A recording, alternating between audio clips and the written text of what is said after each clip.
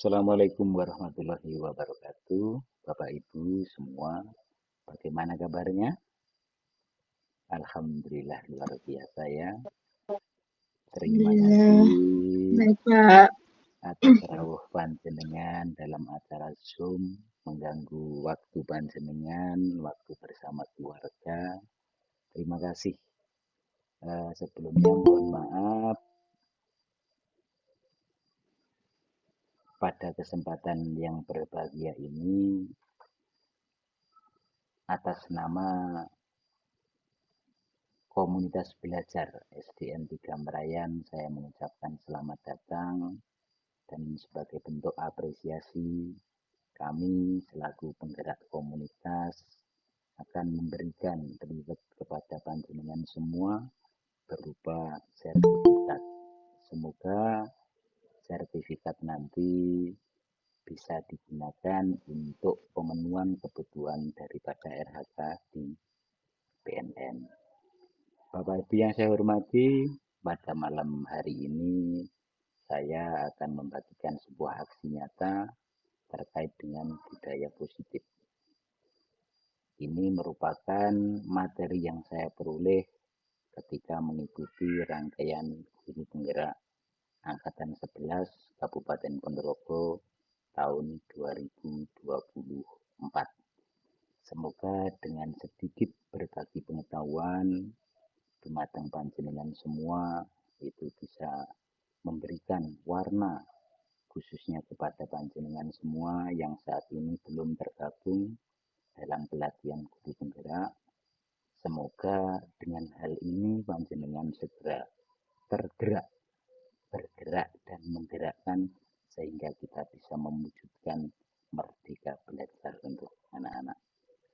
Bapak Ibu yang saya hormati, sebelum kita memulai pada aktivitas sore hari ini, terlebih dahulu marilah kita bersama-sama berdoa sejenak, menundukkan kepala sekaligus wujud syukur kita kehadirat Allah Subhanahu wa taala, Tuhan yang Maha Esa yang telah memberikan karunia kepada kita semua.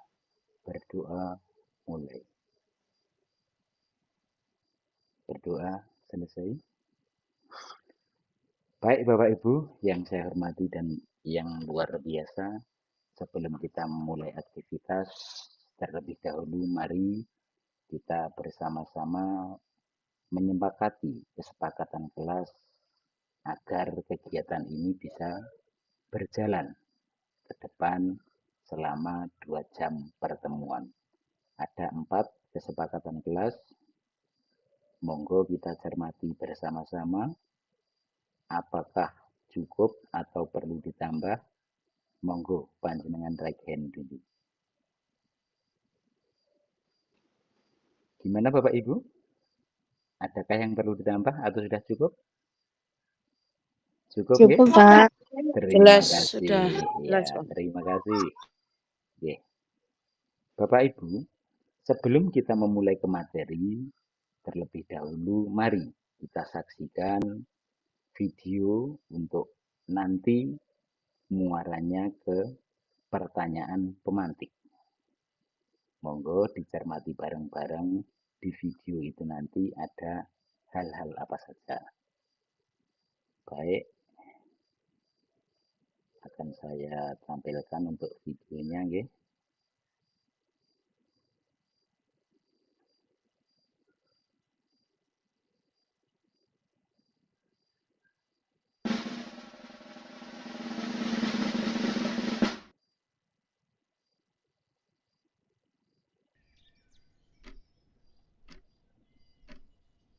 Nggih, monggo dicermati Bapak Ibu. Woi bangun kau, woi bangun kau, sekolah kau, udah jam berapa nih?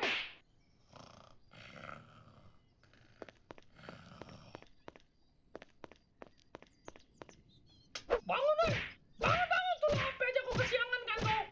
Mama apa nih? Udah jam berapa nih? Kok nggak dibangunin aku? Bapak kok nggak dibangunin? Udah teriak-teriak aku dari tadi, cepat mandi kau. Udin, hadir Pak. Rizal, hadir Pak. Asep, Asep, mana si Asep nih? Nggak tahu, Pak.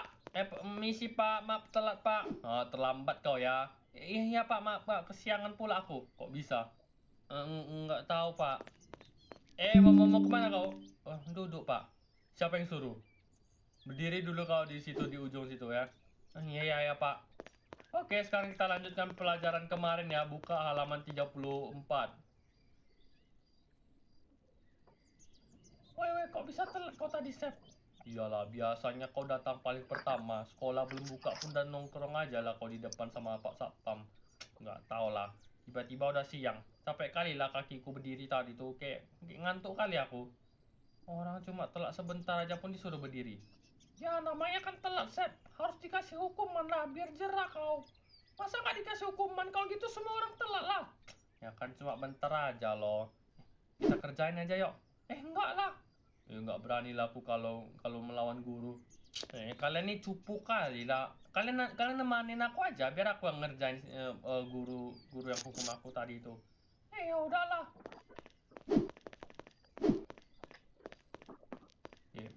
Mana motor guru tadi tuh? Yakin kau, Sep? Nanti kalau ketahuan bisa kena marah kita. Bisa dikurangi nilainya, nanti tinggal kelas pula kita. Iya loh, Sep. Slow aja lah kalian. Sep. Slow aja lah kalian. Oh, Sep. Slow aja lah kalian. Sep.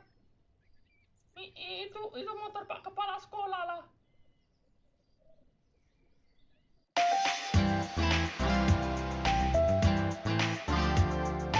Mungkin Bapak Ibu itu tadi kilasan terkait dengan video. Dari video tersebut,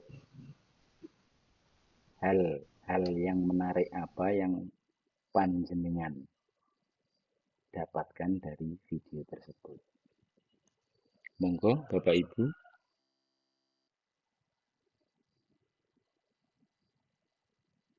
Sinten? Siapa dari Bapak Ibu yang berkenan menjawab? Hal menarik apa yang telah diperoleh video tadi? Monggo. Monggo saya persilahkan. Bapak Ibu bisa dengar suara ya? Nggih. Bu Haryani dipersilahkan. Monggo Bu Haryani.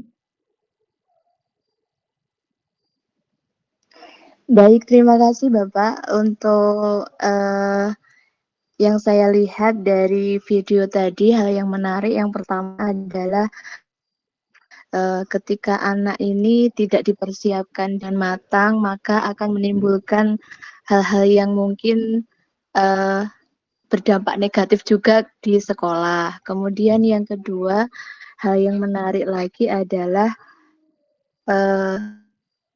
ketika tadi dia di rumah itu mendapatkan kekerasan atau mendapatkan hal-hal yang mungkin secara psikologis kurang bijak dan lain sebagainya, maka dia juga akan melakukan hal-hal yang kurang bijak juga di sekolah.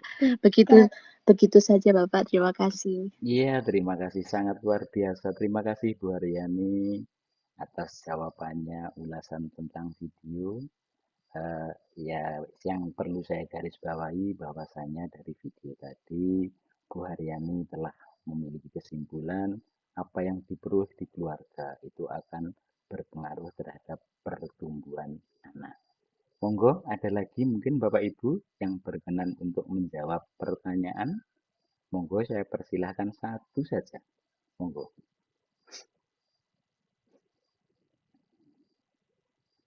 Sudah cukup ya? Nggih, terima kasih. Itu tadi terkait dengan ulasan video. Dan video nanti akan kita jadikan bahan dalam acara berbagi praktik baik ini. Bapak Ibu yang saya hormati, terkait dengan materi kita terkait yakni budaya positif. Apa tuh pengertian daripada budaya positif? Di sini budaya positif itu saya simpulkan sebagai sebuah nilai kebajikan yang menjadi keyakinan dan pada akhirnya menjadi karakter atau ciri khas dari sebuah komunitas atau lembaga. Nah, siapa yang terlibat? Tentunya di sini Bapak Ibu guru terlibat langsung dalam perwujudan daripada budaya positif. Dengan adanya budaya positif yang menjadi ciri khas daripada satuan pendidikan, itu akan mendorong murid untuk mampu berpikir, bertindak, mencipta sebagai proses memerdekakan dirinya. Sehingga terbentuklah karakter murid yang lebih mandiri dan bertanggung jawab. Itu adalah definisi daripada budaya positif. Nah, bagaimana cara kita untuk mewujudkan budaya positif? Bapak Ibu, untuk mewujudkan budaya positif itu butuh proses yang berkesinambungan. Budaya itu tidak muncul dengan sendirinya, tapi perlu dibangun. Yang pertama, tentunya kita sebagai guru harus memahami perubahan paradigma. Nanti lebih lanjut akan kita kupas dalam sesi berikutnya. Yang kedua, penerapan disiplin positif. Yang ketiga, motivasi perilaku manusia, kebutuhan dasar manusia, keyakinan sekolah atau keyakinan kelas, posisi kontrol restitusi, dan yang terakhir adalah segitiga restitusi. Dari ketujuh komponen tersebut, itu perlu kita mulai sejak sekarang agar bisa mewujudkan sebuah budaya positif yang menjadi ciri khas daripada satuan pendidikan. Komponen pertama Bapak Ibu untuk mewujudkan budaya positif itu adalah perubahan paradigma. Dalam kurikulum Merdeka ini kita dituntut untuk berubah mindset kita terkait dengan pembelajaran. Esensi daripada kurikulum Merdeka adalah memerdekakan anak. Itu tentu saja bukan hal yang mudah. Itu perlu proses, butuh kita berubah paradigma pandangannya terkait dengan pembelajaran itu sendiri. Baik Bapak Ibu, dahulu kita itu dipengaruhi oleh teori stimulus respon. Sekarang pada kurikulum Merdeka kita dituntut untuk menerapkan teori kontrol terkait dengan pandangan pendidikan. Sebelum kita melangkah lebih jauh, sebagai analoginya, ukuran sepatu. Apakah di antara Bapak Ibu semua itu ukuran sepatunya sama? Tentunya tidak. Taruh kata Ibu Triratmini mungkin memiliki ukuran sepatu 38. Mungkin Ibu Haryani itu karena memiliki postur yang lebih kecil, itu untuk ukuran sepatu adalah 36. Nah, dari hal yang sederhana tadi Bapak Ibu, tentu kita satu sepaham, satu pendapat bahwasanya realitas kebutuhan kita itu sama, itu menurut pandangan stimulus respon. Tetapi pada pandangan teori kontrol, realita kebutuhan kita berbeda. Itu merupakan pembuktian bahwasanya di teori kontrol kebutuhan kita itu berbeda. Yang kedua, semua orang melihat yang sama. Itu dulu. Sekarang setiap orang memiliki gambaran yang berbeda. Taruh kata gajah. Orang yang melihat gajah, dulu itu gajah identik dengan hal yang besar. Tapi ada anak gajah, itu juga gajah. Itu kan kecil. Dari sudut pandang mana kita memandang, tentu akan melahirkan kesimpulan yang berbeda. Yang ketiga, kita mencoba mengubah agar orang berpandangan sama dengan kita. Ini hakikat daripada pembelajaran yang berpusat pada guru. Saat ini kita dituntut untuk berusaha memahami pandangan orang lain tentang dunia. Jadi, yang sekarang kita dituntut untuk pembelajaran berpusat pada peserta didik.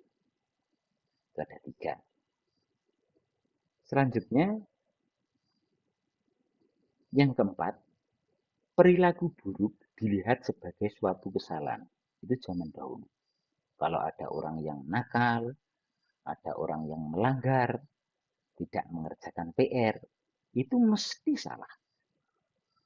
Sekarang kita dituntut untuk berasumsi, beranggapan semua perilaku memiliki tujuan. Itu. Jadi walaupun orang itu salah, melakukan pelanggaran, hakikat mereka melakukan pelanggaran itu adalah memiliki tujuan. PR kita sebagai pendidik adalah bagaimana tujuan itu, tujuan daripada pelanggar tersebut itu tidak menyimpang daripada nilai universal. Nilai-nilai yang sudah dipaparkan dalam proyek P5 itu. Proyek. Selanjutnya Bapak Ibu, orang lain bisa mengontrol saya. Dulu. Seperti tentara, itu diktator, bisa mengontrol orang lain. Tetapi saat ini, hakikat daripada kurikulum merdeka untuk mewujudkan insan yang merdeka, itu hanya ada orang yang bisa, hanya Anda yang bisa mengontrol diri Anda. Artinya apa?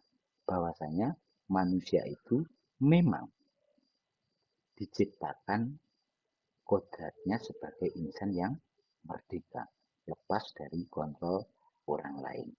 Nah, bagaimana nanti kita akan menginternalisasi nilai dalam pembelajaran? Karena hakikatnya pembelajaran itu kan mengontrol. Itu adalah miskonsepsinya Bapak Ibu, bahwasanya mengontrol di sini adalah kita harus mampu membangkitkan motivasi intrinsik. Motivasi atas dasar kesadaran diri pribadi. Sehingga ke depan tujuan daripada memerdekakan anak itu bisa terwujud. Itu PR berat kita. Selanjutnya Bapak Ibu, masih seputaran paradigma teori kontrol. Saya bisa mengontrol orang lain. Sekarang Anda tidak bisa mengontrol orang lain seperti bahasan yang pertama tadi. Selanjutnya pemaksaan ada pada saat bujukan gagal. Sekarang kolaborasi dan konsensus itu menciptakan pilihan-pilihan baru. Saat ini kita tidak boleh melakukan pemaksaan, akan tapi membangkitkan motivasi untuk anak itu bisa mengetahui kesalahannya. Sekali lagi, ini juga butuh proses. Yang terakhir, Bapak Ibu, di stimulus respon, model berpikir menang kalah. Kalau dulu ada kamu salah, kamu benar, dan seterusnya.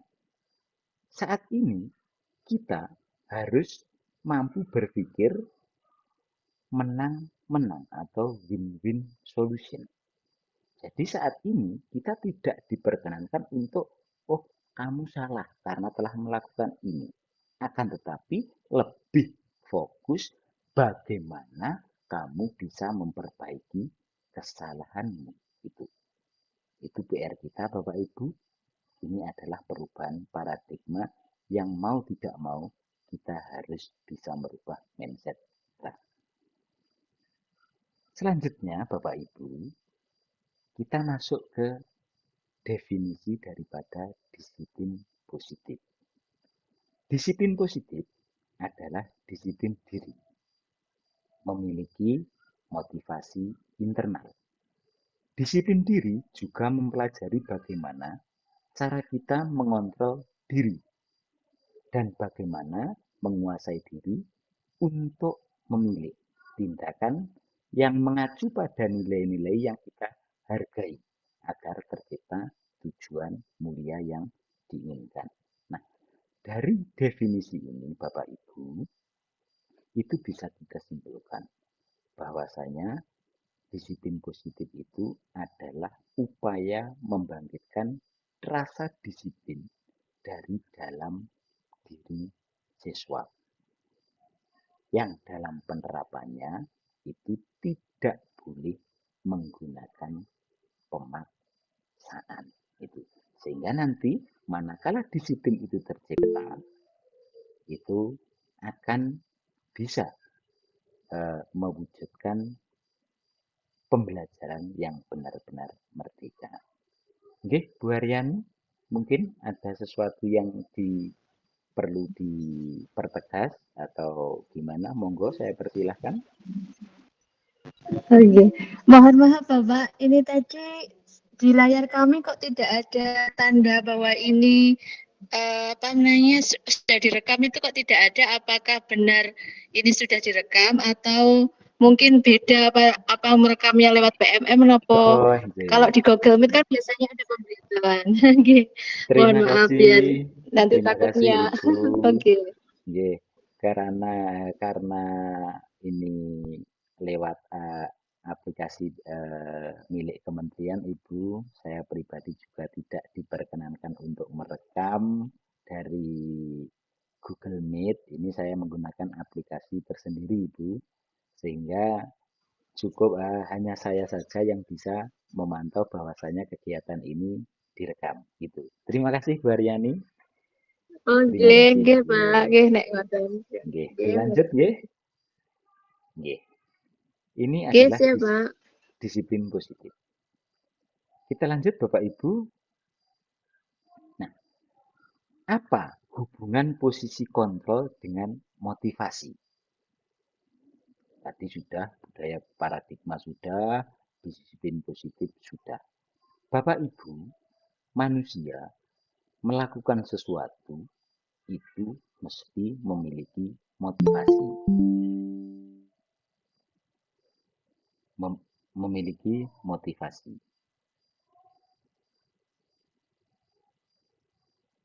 Ada 3 motivasi yang dimiliki oleh manusia. Yang pertama adalah dorongan untuk menghindari ketidaknyamanan atau hukuman. Jadi orang itu melakukan sesuatu, itu alasannya yang pertama adalah untuk itu. Ini merupakan kodrat daripada manusia itu sendiri. Yang kedua, manusia melakukan sesuatu didorong keinginan untuk mendapatkan imbalan atau penghargaan dari orang lain. Itu adalah motivasi yang kedua. Selanjutnya, yang perlu kita capai Bapak Ibu, bagaimana membangkitkan motivasi yang ketiga, yakni untuk menjadi orang yang mereka inginkan dan menghargai diri sendiri. Itu PR kita sebagai pendidik. Bagaimana bisa membangkitkan motivasi yang ketiga. Kalau motivasi pertama dan kedua tadi, tentunya itu adalah hal yang lazim bisa dilaksanakan. Taruh kata pakai helm, itu sebagai contoh. Dulu orang itu pakai helm itu semata-mata karena takut sama Pak Polisi. Buktinya apa? Pakai helm ditaruh di dengkul. Pernah lihat tuh Bapak Ibu? Nah, itu yang perlu kita rubah daripada anak-anak kita. Bagaimana anak-anak itu sadar akan helm. Sehingga mereka bisa memakai helm itu untuk alasan keselamatan. Itu PR kita adalah membangkitkan motivasi yang ketiga. Nah, apa hukumannya? Nah, apa hubungannya? Mohon maaf kok hubungan. Bapak Ibu, dalam keseharian kita sebagai guru, kita memiliki 5 posisi kontrol dalam pembelajaran. Yang pertama adalah tipe penghukum. Yang kedua, pembuat rasa bersalah. Yang ketiga, posisi kontrol sebagai teman. Yang keempat, posisi kontrol sebagai pemantau. Dan yang terakhir adalah posisi kontrol sebagai seorang manajer. Nah, dari kelima hal tersebut, Bapak Ibu, monggo kita hindari posisi kontrol sebagai seorang penghukum, pembuat rasa bersalah. Karena kedua hal tersebut itu akan berimplikasi kepada siswa gagalnya kita menanamkan nilai kebajikan. Itu. Di video depan tadi yang sudah kita saksikan bersama, itu ada seorang siswa yang telat terus dihukum. Apa dampaknya? Kita lihat anak tersebut patuh di depan guru, takut saat berhadapan. Tapi begitu anak tidak berhadapan dengan guru, dia merasa jengkel. Sehingga timbullah aksi balas dendam dengan mengempesi ban. Itu yang perlu kita hindari saat ini.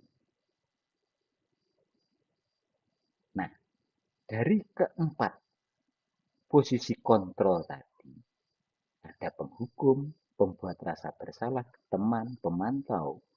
Ini hanya akan menumbuhkan motivasi eksternal pada siswa.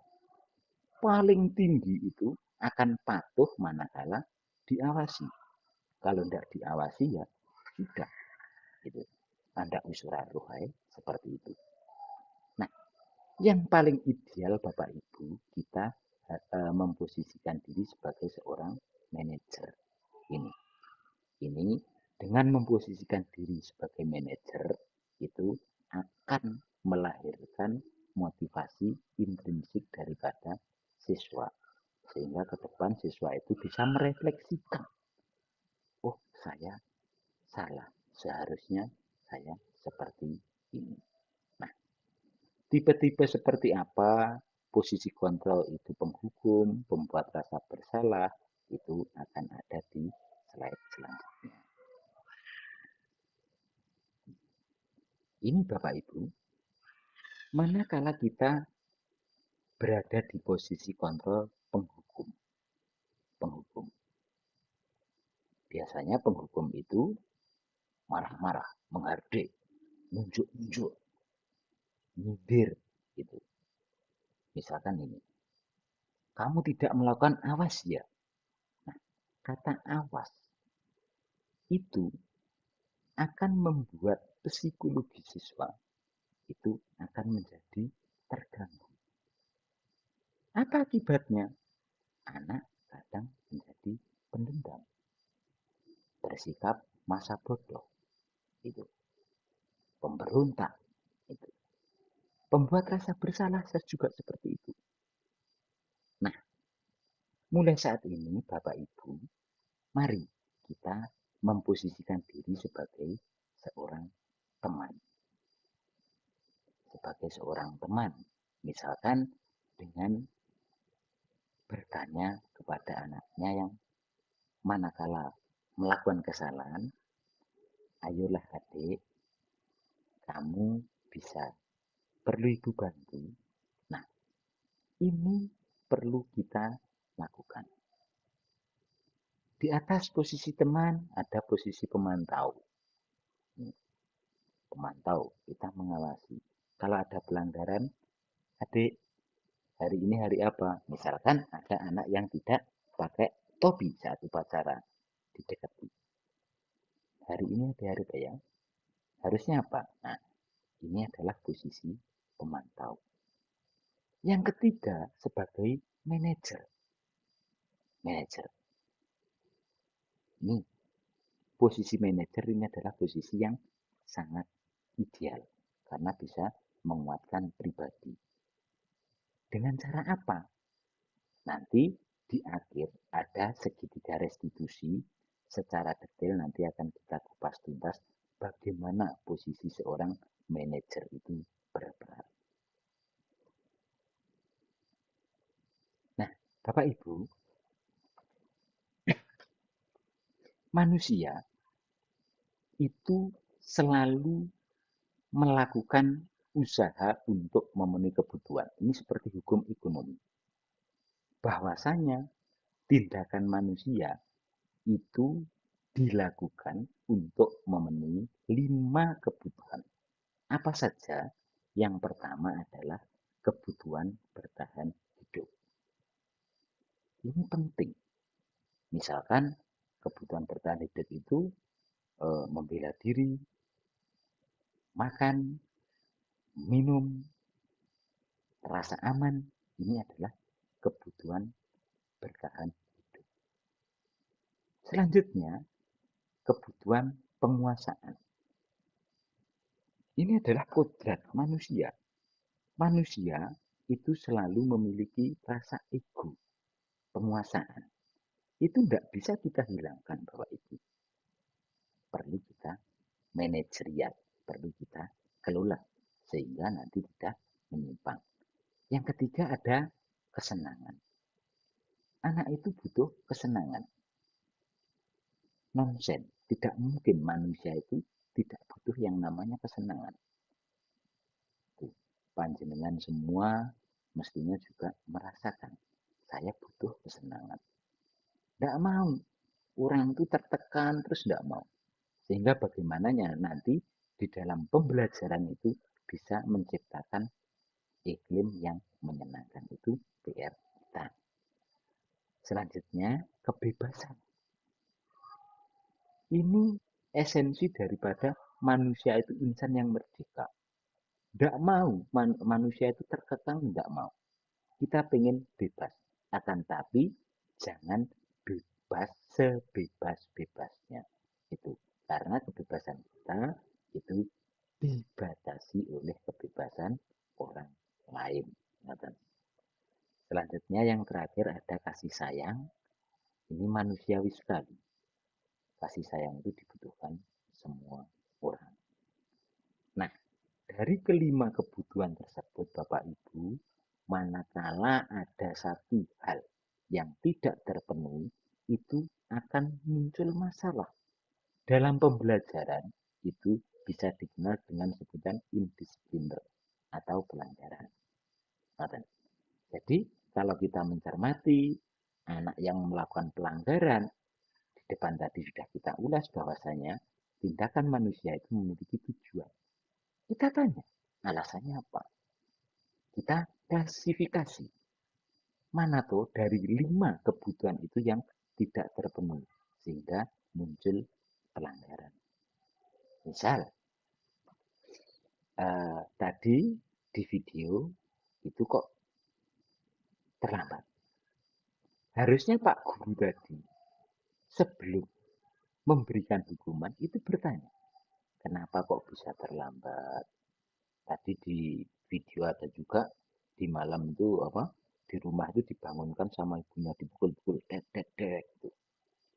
Nah, kita harus mengobservasi itu lebih dalam, memandang peristiwa itu secara menyeluruh, tidak hanya sepotong-potong, sehingga kita bisa menarik suatu kesimpulan yang utuh dari peristiwa tadi. Misalkan bertanya harusnya Pak Guru tadi, Dek, mengapa kamu kok terlambat? Semalam saya tidur begadang, Pak. Nah, itu yang perlu kita gali. Bagaimana mengubah siswa itu agar tidak tidur begadang. Bukan kok menggali permasalahan terlambatnya. Wong barang itu sudah terjadi. Walaupun dihukum, itu juga tidak akan merubah yang sudah terjadi. Jadi yang perlu kita perbaiki dari kasus video di depan tadi adalah bagaimana anak itu bisa bangun lebih awal. Saya kira itu. Nih. Jadi Jadi kebutuhan ini berpengaruh terhadap perilaku daripada orang atau peserta didik tentunya di sini. Selanjutnya Bapak Ibu, kita masuk ke materi tentang keyakinan kelas. Dulu kita mengenal yang namanya peraturan. Peraturan mesti identik dengan konsekuensi, identik dengan hukuman. Sehingga kalau mendengar kata peraturan, tata tertib, itu mesti kita, jangan-jangan seperti itu. Nah, bagaimana kita menghilangkan kata-kata yang menakutkan itu menjadi lebih indah? Kita buatlah yang namanya keyakinan kelas atau keyakinan sekolah. Apa tuh keyakinan kelas? Keyakinan kelas adalah seperangkat nilai dan prinsip yang disepakati bersama oleh guru dan siswa untuk memandu perilaku interaksi di dalam kelas. Nah, sumber daripada keyakinan kelas itu tentunya kalau di sekolah adalah tata tertib sekolah itu. Di sini kata kuncinya keyakinan kelas itu hendaknya dipahami oleh seluruh peserta kelas. Keyakinan kelas berupa pernyataan-pernyataan yang universal, artinya bisa dipahami oleh orang yang banyak. Gitu. Pernyataan keyakinan kelas senantiasa dibuat dalam bentuk positif. Gitu. Berarti dalam menentukan keyakinan kelas itu kita tidak boleh menyebutkan kata tidak boleh. Tidak boleh. Itu monggo mulai dihilangkan. Bagaimana menggantinya? Tidak boleh berambut panjang, misalkan itu. Kita ganti. Rambut pendek dan rapi. Itu sudah cukup mewakili. Selanjutnya, keyakinan kelas sebaiknya sesuatu yang dapat diterapkan di lingkungan tersebut. Jadi keyakinan kelas itu hanya berlaku pada lingkungan tersebut. Tidak berlaku di luar lingkungan. Karena tujuan daripada keyakinan kelas yang dibentuk adalah untuk menjamin interaksi yang terjadi di dalam kelas tersebut berjalan dengan aman dan nyaman. Siapa yang merasakan? Tentunya peserta kelas. Nah, keyakinan kelas itu perlu direvisi. Manakala sudah tidak sesuai, itu secara berkala kita ganti. Siapa yang mengganti? Ya, peserta kelas. Itu adalah keyakinan kelas. Monggo Bapak Ibu, untuk keyakinan kelas, mulai sekarang kita biasakan di kelas-kelas masing-masing, agar nanti pembelajaran itu bisa berjalan dengan nyaman, anak tidak tertekan. Selanjutnya Bapak Ibu, ini adalah restitusi. Restitusi ini adalah sebuah proses menciptakan kondisi bagi murid untuk memperbaiki kesalahan mereka. Sehingga mereka bisa kembali pada kelompok mereka dengan karakter yang lebih kuat. Nah, dari definisi ini, Bapak Ibu semua yang saya hormati dan yang luar biasa, kita bisa menyimpulkan bahwasanya restitusi itu adalah sebuah cara, proses yang kita gunakan untuk membekali peserta didik yang melakukan kesalahan itu bisa sadar diri dengan tumbuhnya motivasi intrinsik. Itu. Prosesnya seperti apa? Nanti ada segitiga restitusi. Melalui pendekatan restitusi, ketika murid berbuat salah, guru akan menanggapi dengan mengajak murid berefleksi tentang apa yang dapat mereka lakukan untuk memperbaiki kesalahan mereka, sehingga mereka menjadi pribadi yang lebih baik dan menghargai dirinya. Pendekatan restitusi tidak hanya menguntungkan korban, tetapi juga menguntungkan orang yang berbuat salah. Nah, ini ada suatu contoh, Bapak Ibu. Ada anak yang merasa tersinggung dengan temannya, itu kemudian menarik baju anak sampai dengan copot benihnya.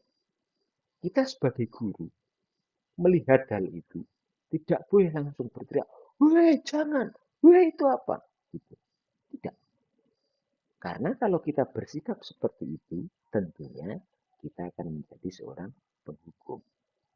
Itu adalah sesuatu yang perlu kita hindari. Bagaimana kita bersikap? Kita dudukkan dulu. Sehingga nanti anak itu tahu bahwasanya meluapkan emosi sampai menarik baju itu kurang tepat. Gitu. Terus bagi anak yang bajunya tadi benihnya cepot tadi, itu bisa diuntungkan. Mohon maaf, bukan kok untung dalam artian itu kembali modal itu enggak, tetapi benihnya bisa terpasang kembali. Mungkin sebagai konsekuensinya, siswa yang melakukan pelanggaran tadi itu dimotivasi bagaimana caranya mengembalikan benihnya tadi. Sehingga nanti ada proses belajar jahit, latihan, dan lain-lain. Itu tentunya akan membangun karakter yang lebih baik daripada tindakan menghukum. Gitu. Nah, ini adalah segitiga restitusi Bapak Ibu. Manakala ada siswa yang melakukan indisipliner, langkah pertama kita adalah menstabilkan identitas.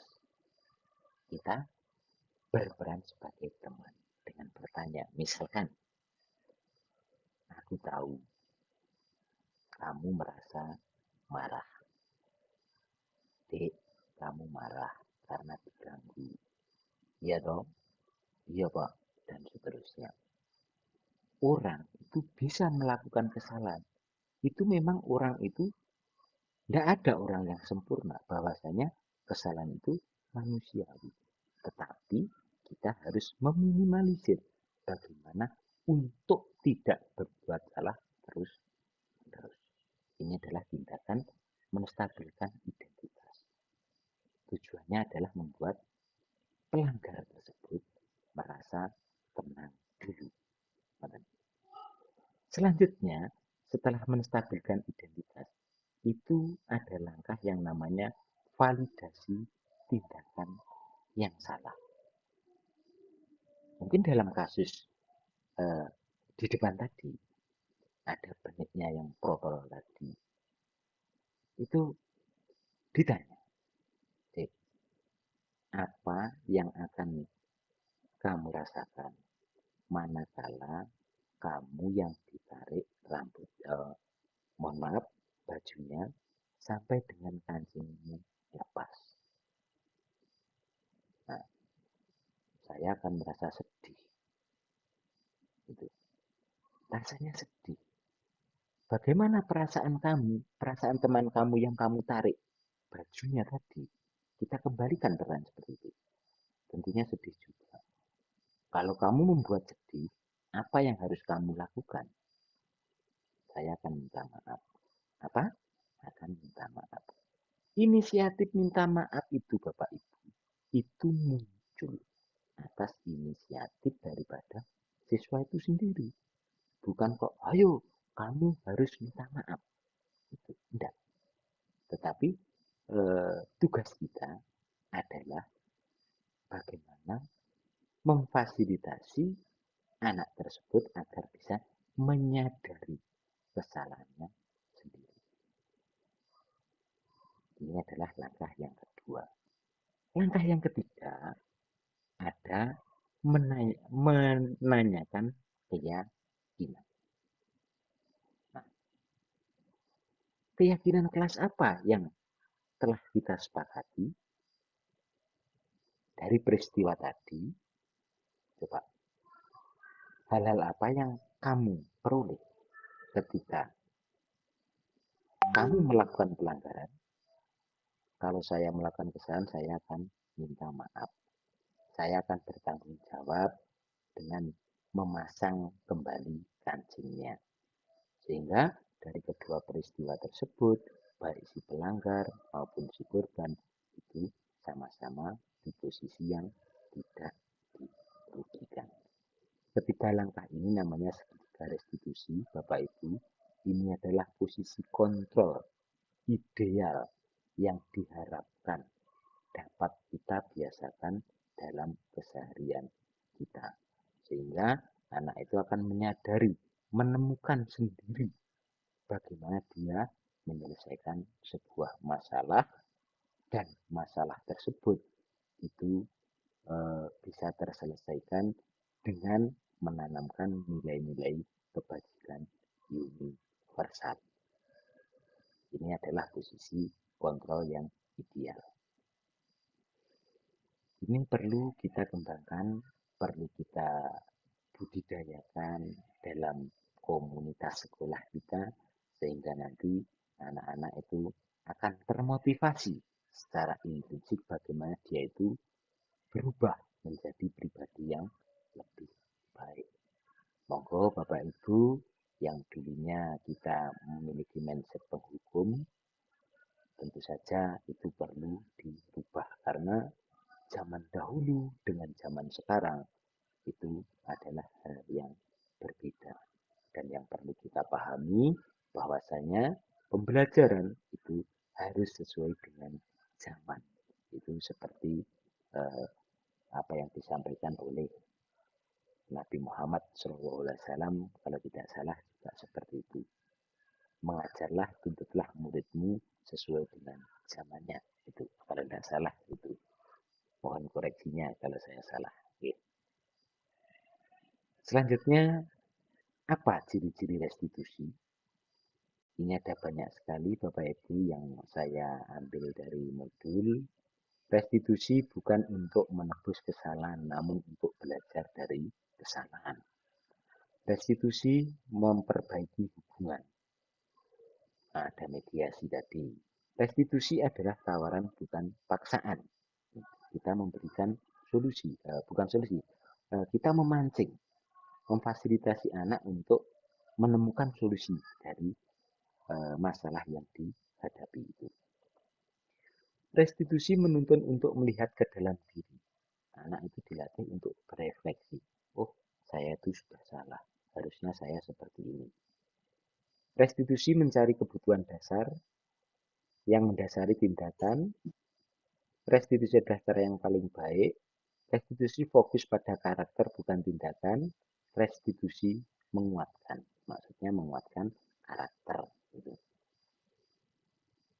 Selanjutnya, fokus pada solusi. Tadi sudah, bukan mencari benar dan salah, tapi fokusnya adalah bagaimana cara mengatasi masalah. Restitusi mengembalikan murid yang berbuat salah pada kelompoknya. Jadi kegiatan tersebut itu bisa menjamin bahwasanya pelanggar itu bisa diterima oleh kelompoknya karena pelanggar itu sudah berubah menyadari kesalahannya sehingga dia tidak dikucilkan. Itu termasuk shock terapi yang perlu kita kuasai terkait dengan menangani sebuah masalah di dalam pembelajaran. Selanjutnya Bapak Ibu, dalam penerapan disiplin positif, saya memiliki mimpi, ada lari kaku, ada bela diri, rika seksi, tikus ajar, Yudi Trini. Untuk saat ini yang akan kita kupas bukan bela dirinya, tetapi Rika Seksi dulu. Nggih, Rika Seksi. Ini merupakan akronim dari kearifan lokal lestari, sekolah berprestasi. Apa bentuk kegiatan yang bisa dilakukan untuk mewujudkan suatu Rika yang seksi? Itu yang pertama adalah ada kegiatan ekstrakurikuler, seni tarian, tentang mojopat, dan tari reog. Itu untuk memperkaya kearifan lokal biar tidak punah. Itu selain untuk membentuk karakter, kita juga memiliki visi bagaimana menginternalisasi daripada kebudayaan itu biar tidak punah oleh zaman. Yang kedua, ada pembiasaan pekan bahasa Jawa. Nah, nilai apa saja yang kita tanamkan? Yang pertama adalah nilai kolaboratif, berpusat pada siswa, inovatif, dan reflektif. Nah, bagaimana perannya? Kalau kita tidak bisa sendiri, kita menggerakkan komunitas praktisi. Mungkin dengan menjalin kolaborasi dengan paguyuban, wali murid, dan lain-lain. Sehingga kegiatan itu bisa berjalan. Selanjutnya ada Tikus Ajar. Tikus Ajar itu akronim daripada optimalisasi komunitas belajar. Seperti kegiatan kita malam hari ini Bapak Ibu, ini merupakan hal perdana bagi komunitas belajar kami di SDN 3 Merayan untuk berbagi praktik baik. Selama ini komunitas kami itu melakukan kegiatan itu melalui luring atau di luar jaringan. Dan monggo mulai hari ini dan seterusnya kita biasakan untuk mengoptimalisasi dengan moda daring. Sehingga nanti waktu itu bisa kita minimalisir. Sambil apa saja itu bisa, dan tentunya esensi materi juga tidak hilang. Nah, selanjutnya Bapak Ibu, ada Yuli Rini. Ini adalah paguyuban wali murid dan alumni. Dengan membentuk grup kelompok, grup orang tua itu bisa membuat pelaksanaan daripada pembelajaran itu bisa lebih optimal. Itu adalah Yuli Rini. Dan itu perlu sekali Bapak Ibu untuk kita kondisi. Selanjutnya adalah Lari Kaku. Lari Kaku adalah akronim dari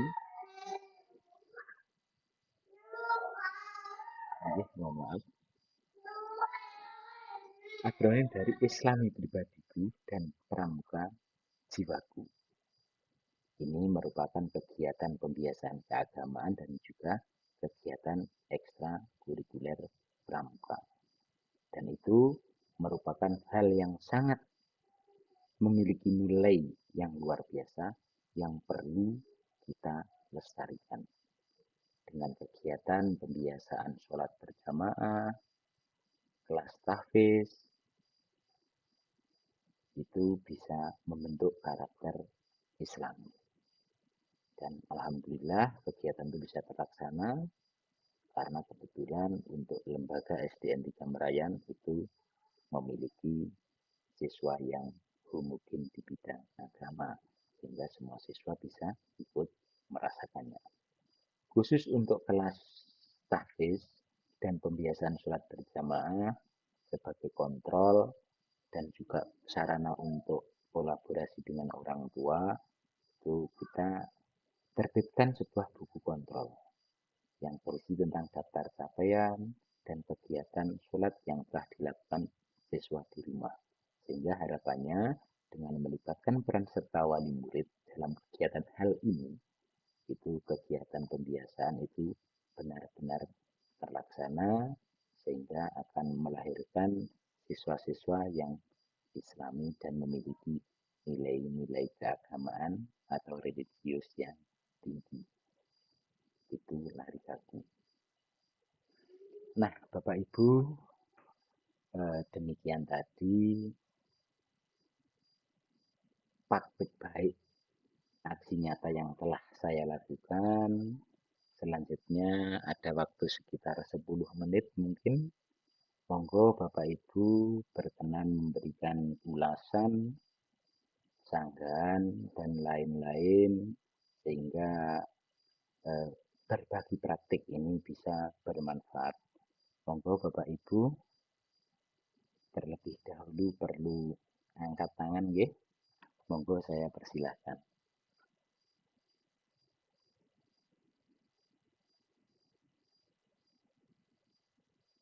Monggo.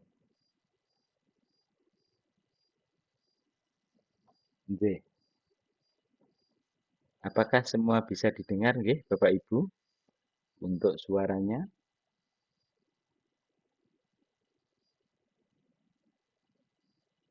Monggo.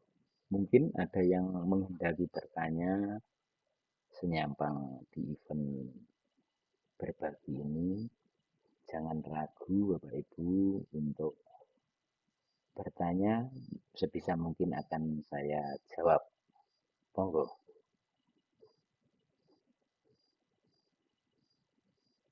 Nggih, dari apa itu disiplin positif, apa itu posisi kontrol, motivasi, kebutuhan dasar, restitusi. Mungkin perlu penajaman, monggo saya persilahkan Bapak Ibu.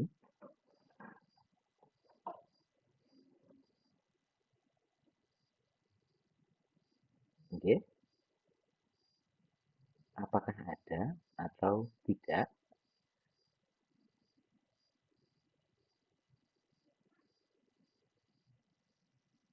Oke.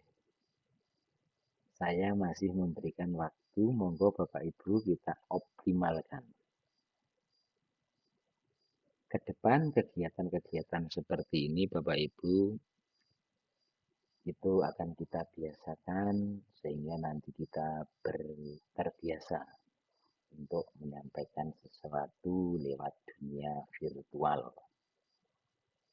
Monggo dari ulasan yang ada yang perlu penajaman, monggo silahkan angkat tangan. Mungkin yang dari luar komunitas SDN 3 Merayan.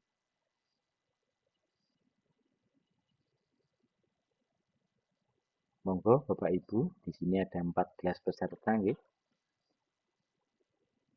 Nggih. Kalau tidak ada Bapak Ibu, sebelum sesi ini kita akhiri, ini ada sebuah video yang perlu kita simak bersama-sama. Video yang perlu kita cermati, kita resapi, sehingga nanti kita bisa menjadikan sekolah itu sebagai sesuatu yang luar biasa untuk anak-anak.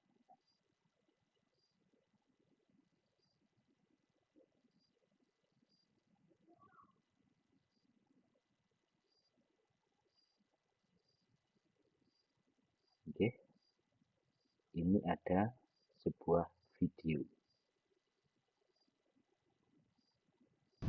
I wanna hide the truth, I wanna shelter you, but with the beast inside, there's nowhere we can hide. No matter what we breed, we still are made of greed. This is my kingdom come, this is my kingdom come. When you feel my feet, look into my eyes, it's where my demons hide, it's where my demons hide. Don't get too close, it's dark inside, it's where my Yeah. Bapak Ibu, dari video tadi kita dapat mengambil sebuah pelajaran bahwasanya lingkungan itu akan membentuk sebuah iklim. Nah, dari paparan video penelitian yang dilakukan oleh Ibnu Sina tadi, kita bisa mengambil pelajaran bahwasanya sekolah itu perlu dijadikan sebagai lingkungan yang nyaman, aman bagi tumbuh kembang anak. Sehingga nanti di sekolah tersebut bisa melahirkan pribadi yang sehat, jasmani, dan rohani. Tidak seperti domba tadi yang satu pihak ketakutan sehingga domba tidak tumbuh dengan maksimal. Ini merupakan PR bagi kita selaku pendidik bagaimana menciptakan lingkungan belajar yang aman, nyaman, dan menyenangkan sehingga kita bisa mewujudkan pendidikan yang bisa memanusiakan manusia. Bapak Ibu, tibalah di acara. Oh, nggih, monggo Bu Haryani.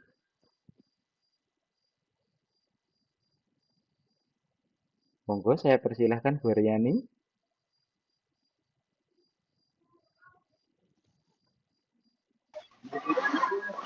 Saya kirim pesan pertanyaan lewat pesan Pak, karena ini suasananya lagi rame jadi biar suaranya tidak mengganggu. Siap, terima kasih. Nggih, saya buka Bu Haryani, terima kasih. Mohon maaf tadi mengabaikan kolom chat nggih. Nggih, terima kasih. Ini ada pertanyaan dari Bu Haryani. Bagaimana solusi jika kita memberikan instruksi tapi lambat direspon anak ketika tidak ada hukuman atau sanksi? Nah, terima kasih, pertanyaan yang luar biasa sekali. Nah, bagaimana kita memberikan instruksi kepada anak? Dalam kasus ini, yang perlu kita lakukan adalah kita berefleksi dulu. Mungkinkah cara saya ketika memberikan instruksi itu tidak diterima? Kita cermati dulu, kita analisis dulu karakter daripada peserta didik. Bapak Ibu, sebelum jauh kita melangkah dalam pembelajaran, tentunya hal utama yang perlu kita lakukan adalah mengenali karakteristik peserta didik. Jadi jangan semata-mata dulu pertanyaan ini berlaku untuk semua. Mungkin untuk anak-anak tertentu, mungkin itu bisa dilakukan dengan variasi yang lain. Jadi monggo dalam melakukan pembelajaran, memberikan instruksi, itu kita benar-benar harus selektif. Jadi asumsi kebutuhan orang sama itu bisa kita tanamkan di sini, yakni kebutuhan orang itu tidak sama. Jadi dari pertanyaan Bu Haryani tadi adalah kita perlu koreksi diri dulu. Mungkin pertanyaan saya ini tidak tepat untuk anak tersebut. Jadi langkah utama adalah kenali dulu karakteristik peserta didik. Wonten Bu Haryani? Halo? Nggih? Nggih. Itu ada satu pertanyaan yang sangat luar biasa. Oke, Bapak Ibu yang saya hormati, tibalah kita di penghujung kegiatan. Sekali lagi, untuk daftar hadir kegiatan ada di kolom chat. Monggo dilengkapi agar kami bisa segera memproses sertifikat kegiatan untuk panjenengan semua. Sebelum saya akhiri, ada sebuah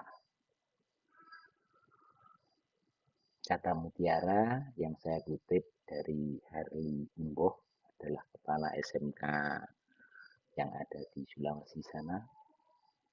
Mulailah perubahan dari hal-hal yang kecil pada diri kita sendiri, karena perubahan yang kecil sekalipun akan berpengaruh besar di kemudian hari.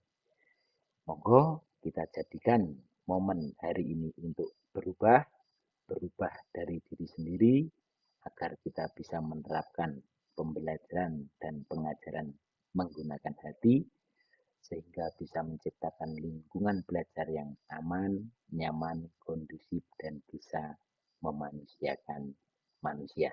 Terima kasih atas kehadiran semua Bapak Ibu. Semoga giat berbagi praktik baik ini bermanfaat. Atas segala kekurangan saya mohon maaf. Wakhiran billahi taufiq wal hidayah. Wassalamualaikum warahmatullahi wabarakatuh.